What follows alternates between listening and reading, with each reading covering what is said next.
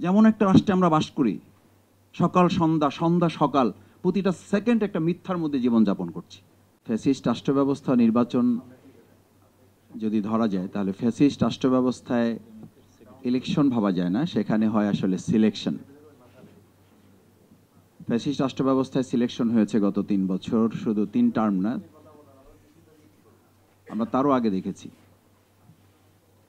Fascist রাষ্ট্র ব্যবস্থায় আমাদের ইউনিভার্সিটিতে আমরা শুনতাম, আমাদের সম্মানিত শিক্ষকদের প্রতি শ্রদ্ধা রেখে বলি যে বিশ্ববিদ্যালয়ে ফার্স্ট ডিভিশন বা ফার্স্ট ক্লাস অনেক ক্ষেত্রে পাওয়া হয় না, দেওয়া হয়। আমাদের এখন এলাকাগুলোতে আমরা যারা ছোটোখাটো কাজ করি, আমাদেরকে বলা হয় এমপি হইতে পারবেন না, এমপি বানানো হবে। দিস ইজ ফ্যাসিবাদী স্টেট। আমাকে বলা হয় ইলেকশন ওয়ার্ক করতেছেন, কাজ হবে না, ইলেকশন ইঞ্জিনিয়ারিংয়ে মাথা ঢুকান।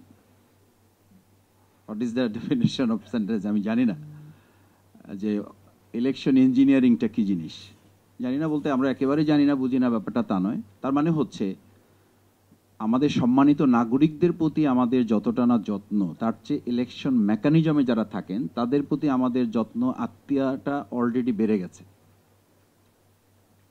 এবং পাবলিক কনসেন্ট্রেশনটা আমাদের যারা প্রতিনিধিত্ব করবেন ভবিষ্যতে, তারা সেই জায়গা থেকে অনেকটা দূরে সরে এসে যারা ইলেকশন পরিচালনায় সম্পৃক্ত তাদের পিছন ছোটা শুরু করেছেন। ফেসিবাদী রাষ্ট্র ব্যবস্থার আরেকটা চরিত্র হচ্ছে নির্বাচন নিয়ে যে তাড়াহুড়া দেখেন, এটা শুধু যে ক্ষমতা পাওয়া তা না। আমি অনেকের সাথে এলাকায় কথা বলে দেখেছি, বলছে মাসুদ ভাই টায়ার্ড হয়ে গেছে, আর কতদিন এভাবে করা যায় না। অভিনয় তো করার একটা মানে আপনি যখন সিজনাল ওয়ার্ক করেন, ন্যাচারাল ওয়ার্ক করেন, তখন তো আপনার স্ট্রেস লাগে না, কিন্তু আপনি যখন অভিনয় করেন তখন দ্রুত কিন্তু হিরো বা হিরোইন যারা থাকে ওখান থেকে বেরিয়ে আসতে চায় যে ভাই সেট কখন শেষ হবে। কারণ সেট শেষ না হলে তো আমার ন্যাচারটাতে আমি ফিরে যেতে পারছি না। আমি তো এরকম না, আমি যা করতেছি এটা তো আমার আসল ক্যারেক্টার না, আমাকে থেকে ফিরে যেতে হবে। মাসুদ ভাই ঘুমাতে পারি না, রেস্ট নিতে পারি না, পরিবারকে সময় দিতে পারি না। তা আমি বললাম তারপরে 5 বছর, বলছে তারপরে 5 বছর তো এইটার আমার অত হেডেক থাকবে না। কিন্তু এখন যতক্ষণ ইলেকশন গোল পর্যন্ত না বুঝতে পারছি, তখন তো একটা বিরাট স্টেজ, ফজরে আমার কথা শুনতে হয়, রাত 3টা পর্যন্ত আমার ড্রয়িং রুমে লোক বসে থাকে, এটা আমাকে হজম করতে হয়। This is too much. তা আমি বললাম যে ইলেকশন যখন শেষ হয়ে যাবে তখন এই মানুষগুলো কোথায় যাবে? বলছে যে এটার জন্য আমার লোক সেট করা আছে, ওনারা এগুলো দেখবেন। ক্যান ইউ ইমাজিন কত বড় প্রতারণা রাষ্ট্রে আমরা বসবাস করছি, আপনি ভাবতে পারেন?